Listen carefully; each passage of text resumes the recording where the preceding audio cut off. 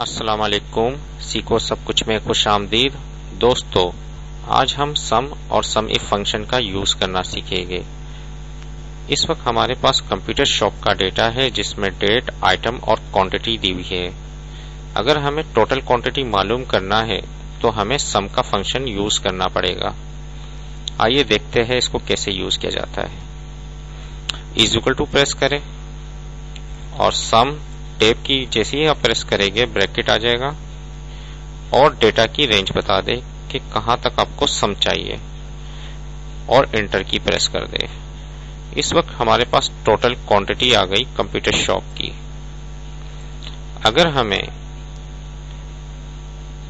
Particular item की quantity चाहिए तो इसके लिए हम सम इफ फंक्शन का यूज करेंगे जिसमें हम क्राइटेरिया बताए गए आइटम का।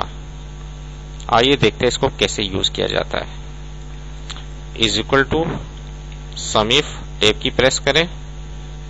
अब इसमें हमें रेंज बताना है। रेंज क्या है डेटा की?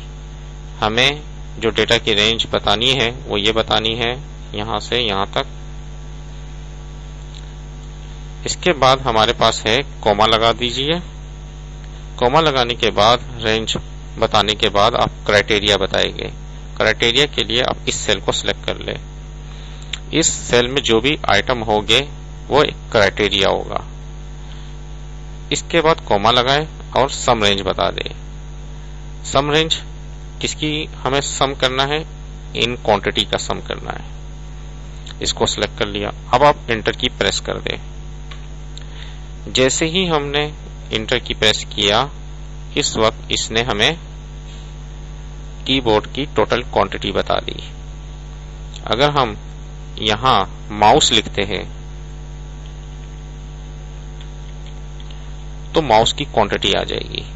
इसी तरीके से अगर हम रैम लिखते हैं तो रैम की क्वांटिटी आ जाएगी।